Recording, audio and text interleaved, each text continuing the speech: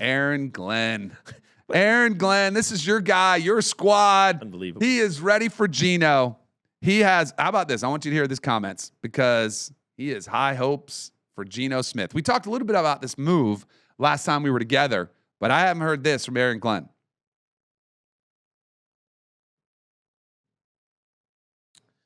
Listen, he fits exactly what we're trying to do. So obviously we've created an identity. The foundation of our offense is pretty good now. Like, I just feel like he's the guy that's going to lead us to the promised land. He's the guy that's going to touch the ball more than anybody else on offense. And listen, I know he had his struggles, and I think a lot of quarterbacks, they have their struggles. If you look at over the last 5 years, the guy that's thrown the most interception. I mean, the top guys are up there. He is going to take us to the promised land. How you feeling about that bold proclamation? You think maybe he meant like we promise we're not going to make the playoffs and he's going to take us there?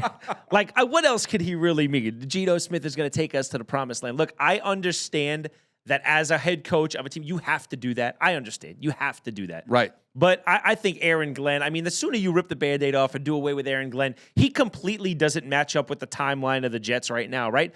He's in a spot where he's in a team that's 16 years and counting without the playoffs.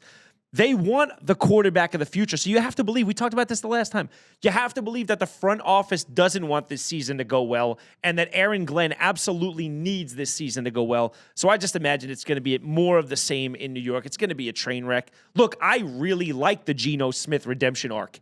I think the coolest thing in the world would be if he came back for 3 or 4 years and finished strong with the Jets, got another contract, and started to mentor the next quarterback. But I never want to pick 11th again if I'm a Jets fan. No. So that's what I think is going to end up happening here. They go win 5-6 games because Geno Smith, for whatever reason, decides the first month of every year he's going to play out of his gourd, right? Right. He did that with Seattle. He did that. So, I mean, I don't know. I was shocked by that, by the comments from Aaron Glenn, just because I do think you want realistic expectations. Like, you can say, I just think the promised land quote's the one that's going to get clipped, and it's the one we're reacting to. But if he says Geno Smith fits what we want to do, he provides us stability, he's a veteran, like all those things you can live with.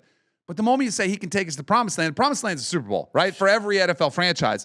And like, I don't think even the craziest hardcore Jet fan is like believing that. No. So it just sets yourself up when after the season, which the Jets are not going to go to the playoffs or the Super Bowl, fans are going to be like, wait a second. You told us Geno Smith was the guy who was going to take it. What happened? What went wrong? You guys signed him. Well, if you know about Aaron Glenn, and this is what I've always been my problem about Aaron Glenn, you know he's not an X's and O's guy. Like, he's not going to he's not going to Sean McVay you, right? Where he chest moves you to death, right? His thing is motivation, get the team going. Like, that's his thing. So he sort of has to do this, and I do get that, but yeah, man, I mean, come on. We got, like you said, we got to be realistic. Like, I think the Jets win 6 games. It's a win this year, right? Yeah. Like, the Jets aren't going to win. They're not supposed to win 6 games, but then they just find themselves in no man's land. Right.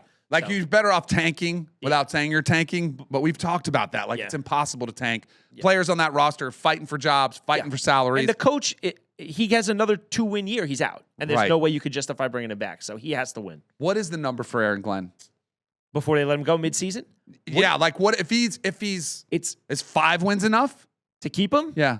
I always thought it was like progress and stuff, but I really don't know at this point because how many years can you rebuild? 16 years and counting. That means you could be a college senior right now and you could go through your entire academic career without seeing the Jets in the playoffs. Think about how crazy that is. Right. I don't know. I don't know what the number is. I don't know what the benchmark is. I also don't even know I don't know what Woody Johnson's mindset is because for the longest time he was that guy who was overly loyal and he would hold on to guys too long. And then he fired Robert Saleh in the middle of the year, and it wound up being something that I think in hindsight we think is a mistake. Right. So now I wouldn't be shocked at all if he completely swung the other way and held on to Aaron Glenn a little too long. And that's always something you worry about when you – what do you think about that? I've seen it a lot in New York where people are like, right now they're not happy with Aaron Boone, right? Well, now, I mean, with 3 games, and let's just say the last couple of years, hire Derek Jeter. And then you see things like hire Patrick Ewing for the Knicks. What do you think about hiring like a team legend? Because other than like Revis – he's one of the most decorated like defensive backs the Jets have ever had. Who is the last great coach that was a legendary player? We've had some coaches like Mike Vrabel's a former player. Yeah. And he was a good player, but he wasn't a legend. Like a player that's just been an MVP type player. All the time, like in Michael Jordan, Larry Bird was a coach. Didn't work out great. Like it just sometimes it doesn't translate. Michael Jordan was not a great, wasn't a great coach. No. Michael Jordan was not a great owner. He was not a great, manager of talent.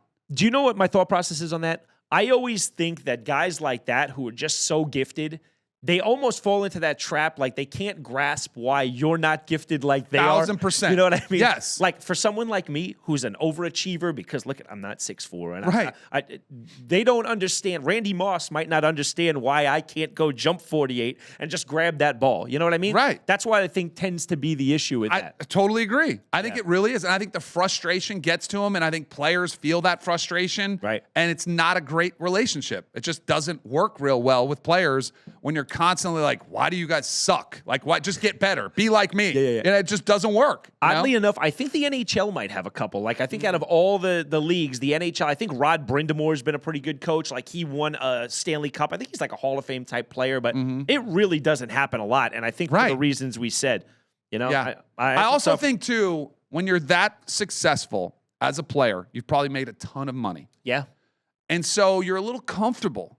it's true. And the guys that were players, like a Mike Vrabel, probably had to work really hard, had to bust his butt, and then carries that over into coaching. Right. And I think they absolutely, because you got to be a grinder to be a coach. Sure. I think sometimes those players who were great, it comes easy to them. So they think coaching's going to come easy, so they don't grind as much as a coach. So let me get your thoughts on this now, because we talked about how Michael Jordan was such a terrible owner and a terrible GM and blah, blah, blah. Michael Jordan is winning like Michael Jordan in NASCAR right now. Do you think it has something to do with him kind of stepping back? Like, this isn't my field. Right. I'm going to let them work a little bit. Is that what you think? I think so. I think it's got to be. I mean, he's having a historical run. Every week they win. I mean, he's got more wins in the first it's so 6 cool to weeks see, or whatever actually. it is than anybody in the history of NASCAR. Like, it is off the charts. He's super into it. Yeah. But I do think he's a financial backer who's a supporter, kind of hands off, because he doesn't know what he's talking about. And I think that's where you can come in and maybe, your presence probably inspires those people. But it's not hands-on. This is the way you should handle this engine, or this is the way you should round these corners. It's more of an inspiration, just the fact that he's involved, and you kind of just get that greatness kind of oozes off of him and it rubs off on everybody. That doesn't necessarily work in basketball or football. Like, as a hands-on coach, I think it's totally different. That's what I was thinking. I was thinking those NASCAR guys are the luckiest guys ever, because they get all the good from Michael Jordan, the champion. Like, he's going to come in pre-race and have that speech that's going to get you running through the wall. But he's not going to beat you up about it if you make a mistake, because he doesn't know. Like, he knows every intricacy of the triangle offense. So if you mess something up, he's going to rip your face off. He doesn't know that you took turn 3 too high and he can come in there. And so that's a pretty cool thing that they have. Those guys seem ecstatic every time he jumps the wall. I saw him at like 60-something jump the wall yesterday and go hug his team. Yeah. That's got to be an awesome feeling, man. Oh, it's so cool. It's incredible to see what he's doing.